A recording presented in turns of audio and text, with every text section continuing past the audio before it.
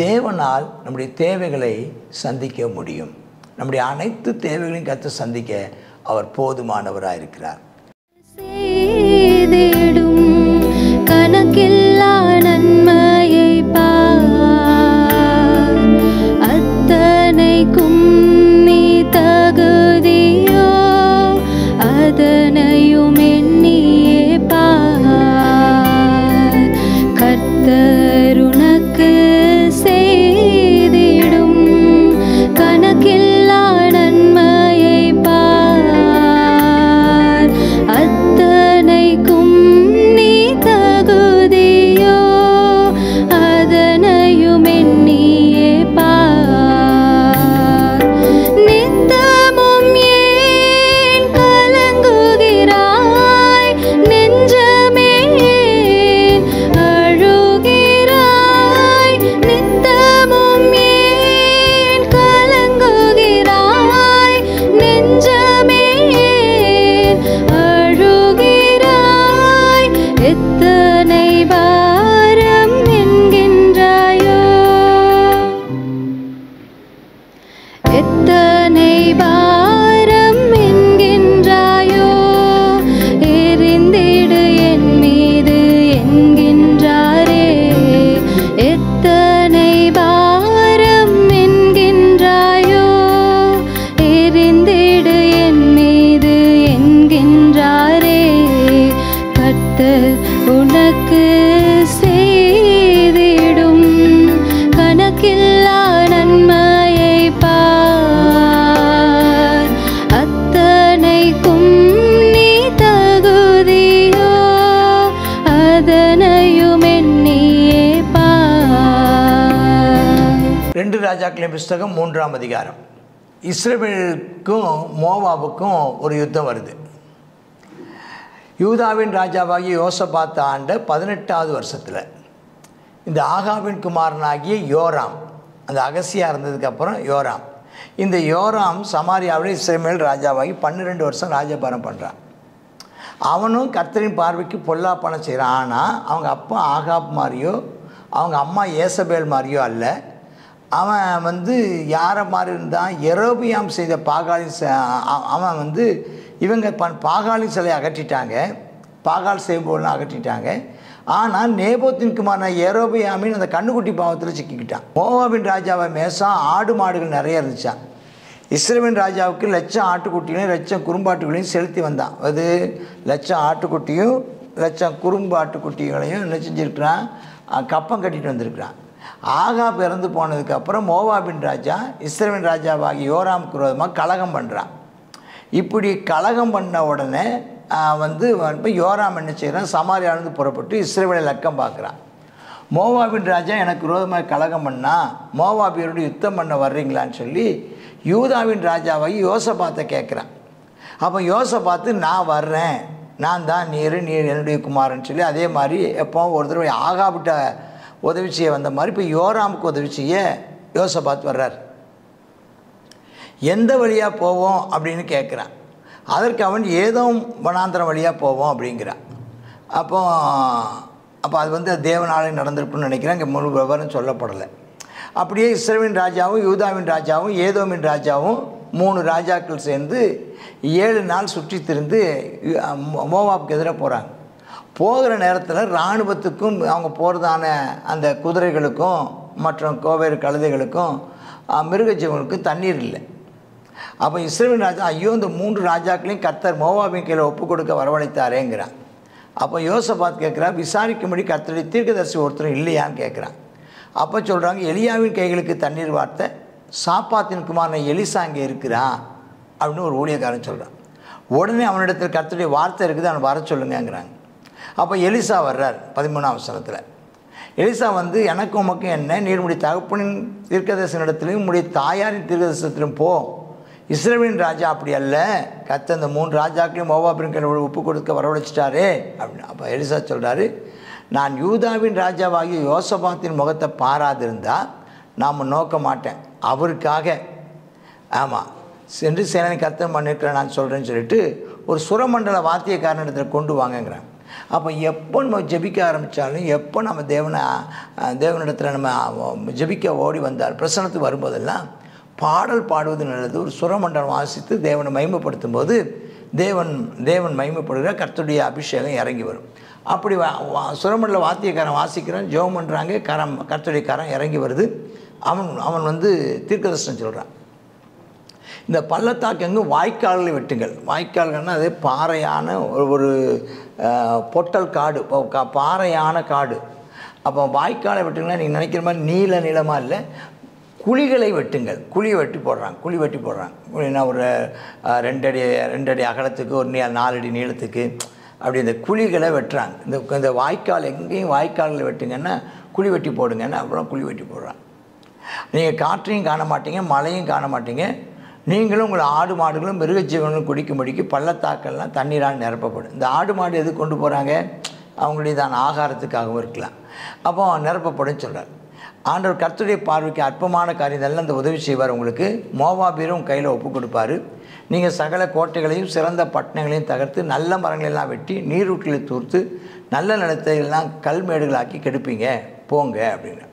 அப்போ அதே மாதிரி மறுநாள் காலமே பலி செலுத்தப்படுற நேரத்தில் தண்ணீர் ஏதோம் வழியாக வருது. இவங்க எந்த ரூட்டில் போகணுன்னு நினைக்கிறாங்களோ அதே ரூட்லேயே தண்ணி வருது. எங்கேயோ போய் இந்த மலையில் காட்டாற்று வெள்ளம் வருது. அப்போ அந்த வெள்ளம் வரும்போது அப்போ எல்லாரையும் கூட்டி அவனும் அந்த எல்லையில் நின்றுட்டுருக்குறான். மோவாபியர்களும் கேட்டபோது அவங்க நின்றுட்டுருக்காங்க. அப்போ மோவாபியர் அதிகாலமே எழுந்தால் இந்த தண்ணீர் எல்லாம் குழி வெட்டி போட்டுருந்தான். பார்த்தீங்கன்னா அந்த குழியெல்லாம் தண்ணீர் நிரப்பிடுச்சு. அந்த குழியில் எல்லா குழிகள்லையும் சின்னதும் பெரிதுமான எல்லா குழிகள் நீளமும் அகலமுமான எல்லா தண்ணி நிரப்பிடுச்சு. காட்டாற்று வெள்ளம் போயிடுச்சு. இவங்க குழி தோண்டி போட்டதுனாலையும் வாய்க்கால் ஏற்படுத்தினாலும் அதில் மட்டும் தண்ணி அங்கங்கே தேங்கி நிற்கிது. அது பார்த்தா தூரத்துலேருந்து பார்க்கும்போது அந்த மோவாபியர்கள் பார்க்குறாங்க, ரத்தம் சூரியன் மேலே பட்டதுனால இது ரத்தம் மாதிரி தகன்னு இருக்குது. அவனை நினச்சிட்டான்னு இது அந்த ராஜாக்கள் தாங்களே 3 பேர் வந்தாங்களே, ஒருத்தன் வெட்டிக்கிட்டு செத்து போயிட்டாங்க போல தெரியுது, வாங்க நம்ம அவங்கள்ட்ட இருக்கிற பொருட்களை எல்லாம் கொள்ளை எடுத்துக்கொள்ளலான்ட்டு வர்றாங்க. அப்போ இஸ்ரவேல் பாளையத்துக்கு வந்தபோது இஸ்ரவேல் எல்லாரும் எழுந்து இவங்க எல்லாரும் என்ன செய்கிறாங்க, மோவாபியரை தான் ஓடி போகத்தக்கதாக முறியடித்து தேசத்துக்குள்ளே புகுந்து மோவாபியரை முறியடிக்கிறாங்க. என்ன நடக்குன்னு பாருங்களேன். அப்போ சொன்ன மாதிரியே சகல பட்டணங்களை இடிக்கிறாங்க, சகல நல்ல நிலத்தை கல்லெறிந்து நிரப்புறாங்க, நீரூற்று தகர்க்கிறாங்க, நல்ல மரங்களை எல்லாம் வெட்டி போடுறாங்க. கீராரே சேத்துல மாத்திரம் அது மாதிரி மல்லில் இன்னும் இடிபடாது இருக்கிற போது கவன்காரனை சுற்றி அதை சேதமாக்கிட்டு இருக்கிறாங்க. யுத்தம் மும்முரமாகுதுன்னு மோவாபிய ராஜா கண்டபோது வேறு வழி இல்லாமல் அவன் 700 பேரை கூப்பிட்டு போகிறான். வலிமையாக விழுகிறதுக்கு பட்டயம் ஒரு 700 பேர், அவங்களும் தோற்று போகிறாங்க. அப்போ அவன் என்ன செய்கிறான்னா ஒரு நரபலி கொடுக்குறான். அவனுடையதான தேவர்களுக்கு நரபலி கொடுத்து தன்னுடைய ஸ்தானத்தில் ராஜாவாக போகிற தன்னுடைய சேஷ்ட புத்திரனை மூத்த மகனை பிடிச்சி அலங்கத்தின் மேலே சர்வாதம் தகன பலியாக ஆடுறான். இப்படி அவன் செய்தது நிமித்தம் இவங்க மேலே என்ன செய்தான், இஸ்ரவேல் மேல் கடும் கோபம் உண்டது. இது ஒரு புரிந்து கொள்ள முடியாத ஒரு வேத பகுதி. எப்படி பாஸ்டர் ஒரு புறஜாதிய ராஜா, கர்த்தரை அறியாத ராஜா, அவன் தன்னுடைய பிள்ளைய அந்த பேய்க்கு சர்வாங்க தகன பலி கொடுத்தது நிமித்தம் இந்த தேவ ஜனங்களுக்கு விரோதமாக தேவ கோபம் மூலமா அப்படின்னு ஒரு கேள்வி நீங்கள் கேட்கலாம். இங்கே ஏற்கனவே இந்த யோசபாத்துன்னு ஒருத்தன் தான் இங்கே உருப்படி, மற்றபடி அந்த ஏதோமும் உருப்படி கிடையாது, யோராமும் உருப்படி கிடையாது. அதனால் இவங்களும் தேவனுக்கு விரோதமானவர்களாக இருந்தபடினாலும் இவர்களுக்குள்ளேயும் விக்கிரகாராதனைகள் இருந்து இவங்களும் ஒரு பூரணமான கர்த்தருடைய இல்லாது இருந்தபடினாலும் இவர்கள் மேலும் தேவனுடைய கோபம் எழும்பினது. என்ன செய்யப்பட்டது அங்கே? இவங்க என்ன தேவனை கோபம் ஊட்டுவதற்கு இவங்க என்ன பண்ணாங்கன்னு தெரியல. அவன் சர்வாங்க தகன பலி செலுத்தின போது இங்கே என்ன நடந்துச்சுன்னு தெரியல. தேவன் கோபப்பட்டார். ஆக என்ன செஞ்சிட்டாங்களா, அவங்க ரிட்டர்ன் ஆகிட்டாங்க, ஜெயிச்சிட்டாங்க. ஆனாலும் முற்றிலுமாக ஜெயிக்காமல் அவங்க திரும்ப தங்கள் தேசத்துக்கு இஸ்ரவேல் ஜனங்கள் திரும்பி விட்டதை பார்க்கணும். இப்போ இந்த சம்பவத்தை நம்ம பார்க்குறது என்னென்னா, தேவனால் நம்முடைய தேவைகளை சந்திக்க முடியும். நம்முடைய அனைத்து தேவைகளையும் கற்று சந்திக்க அவர் போதுமானவராக இருக்கிறார். நாம் அவரை தேடினால் அவர் நம்மோடு கூட பேசுகிறவராக இருக்கிறார், நமக்கு காரியங்களை வெளிப்படுத்துகிறவராக இருக்கிறார். இன்னொரு விஷயம் நாம் இதில் கற்றுக்கொள்வதான இன்னொரு காரியம், கர்த்தர் என்ன சொன்னாரோ அதை செய்து முடிக்க வேண்டும் என்பதையும் செய்து முடித்தால் என்பதையும் நாம் இங்கே பார்க்குறோம். அடுத்து நாம் இந்த காரியத்தில் பார்க்க வேண்டிய ஒன்று, கால்வாய்களை வெட்டுங்கள்னு சொன்னாங்க. அதை விசுவாசத்தோடு மழையையும் பார்க்கல, காற்றையும் பார்க்கல, தண்ணி வரும்னு சொன்னதை நம்பி அப்படிப்பட்ட தண்ணீர்கள் வந்தால் தேங்கி நிற்கத்தக்கதான வாய்க்கால்களையும் குழிகளையும் வெட்டி போடணுங்கிற அதுக்கு கீழ்ப்படிந்து அதை அவர்கள் செய்தார்கள். போனது யுத்தத்துக்கு, ஆனால் செஞ்ச வேலையோ கொத்து வேலை செய்ய ஆரம்பித்தாங்க. ஆனால் அவர்கள் சொன்னதை அவர்கள் செய்தார்கள், அதனால் வெற்றி கண்டார்கள். கர்த்தருடைய நாமத்திற்கு மகிமை உண்டாவதாக. இன்னொரு காரியத்தை நம்ம கற்றுக்கொள்கிறோம், நாம் தேவனுக்கு முன்பதாக பரிபூர்ண உண்மையுள்ளவர்களாக இருக்கும்போது தான் நாம் பரிபூர்ண வெற்றி நம்ம சம்பாதிக்க முடியும். ஆகினால் நம்ம பார்க்கணும், அது புறஜாதியார்கள் அவர்கள் நரபலி கொடுத்து நம்ம குரோதமாக எழும்பும் போதும் நாம் தேவனுக்கு முன்பதாக நம்ம உண்மையாக இருக்கும்போது அவைகள் நம்ம ஒன்று நினைச்ச முடியாது, நம்மை மேற்கொள்ள முடியாது. நாம் நம்முடைய விசுவாசத்தையும் நாம் தேவன் மேல் வைத்திருக்கிறதான நம்பிக்கையும் தேவனுக்கு அடுத்த விஷயங்களை நாம் அவரோடு கூட ஒப்புரவாகிற விஷயமும் சீர்பட வேண்டிய விஷயத்தையும் நாம் செய்தால் அது மிகுந்த நமக்கு ஆசீர்வாதமாக இருக்கும். கர்த்தர் நம்மை ஆசீர்வதிப்பாராக. ஆமேன், ஆமேன். God bless you. கர்த்தருடைய பரிசுத்த நாமம் மகிமைப்படுவதாக. 2 ராஜாக்கள் 3வது அதிகாரத்தை நம்ம இதில் பார்க்குறோம். இந்த 3வது அதிகாரத்தில் 3 ராஜாக்கள், ஏதோம் ராஜா, இஸ்ரவேல் ராஜா, யூதா ராஜா, 3 பேர் சேர்ந்து என்ன செய்கிறாங்க, மோவாபியருக்கு விரோதமாக யுத்தம் பண்ணுகிறதான இந்த காரியத்தை குறித்து நம்ம இதில் பார்க்குறோம். தண்ணீர் இல்லைன்னொடனே தேவனிடத்தில் விசாரிக்கணும் அப்படின்றதான எண்ணம் யோசபாத்துக்கு வருகிறத நம்ம இதில் பார்க்குறோம். அவன் நமக்கு குறைவுபடும் போது நம்ம தேவனை நோக்கி பார்ப்போம். நம்முடைய தேவைகளை சந்திக்கிற யெகோவா ஈரே, அவன் இன்றைக்கும் அவர் என்ன செய்கிறார், நம்முடைய தேவைகளை சந்திக்கிறவராக இருக்கிறார். நம்ம அதுக்கு என்ன செய்ய வேண்டாம், வேறு எங்கேயும் போய் நம்ம செலவு பண்ணுறதில்ல, தேவனுடைய முகத்தை நோக்கி பார்ப்போம். அதே மாதிரி தேவனை நோக்கி பார்த்தாங்க. கர்த்தர் சொன்னார், ஆமாம் நீங்கள் என்ன செய்யுங்க, பள்ளத்தாக்கில் போய் வாய்க்காலை வெட்டுங்க அப்படின்னு செய்கிறார். ஆமாம், பள்ளத்தாக்கு வாய்க்காலெல்லாம் என்ன செய்யும், தண்ணீரால் நிரப்பப்படும். காற்றையும் காண மாட்டீர்கள், மழையும் காண மாட்டீர்கள். இந்த நாளில் அவன் கர்த்தர் நம்ம என்ன செய்ய வேண்டாம், நம்ம தேவனிடத்தில் விசாரிக்கும்போது கர்த்தர் சரியான பாதையை காட்டுவார். கர்த்தர் நம்ம காட்டுகிற பாதையில் நம்ம செல்லும்போது நம்ம அந்த சூழ்நிலைகளெல்லாம் எதிர்பார்க்க முடியாது, சூழ்நிலைகளே இருக்காது. ஆனாலும் கர்த்தர் சொன்னதை அவர் நிறைவேற்ற வல்லவராக இருக்கிறார். நம்ம ஜெபிப்போமா? அப்பா ஸ்தோத்திர ஆண்டவரே, இந்த நாளிலும் ஆமேன் அப்பா, ஸ்தோத்திரப்பா, உம்மிடத்தில் விசாரிக்கணுன்ற அந்த எண்ணத்தை யோசபாத்துக்கு கொடுத்தீங்கப்பா.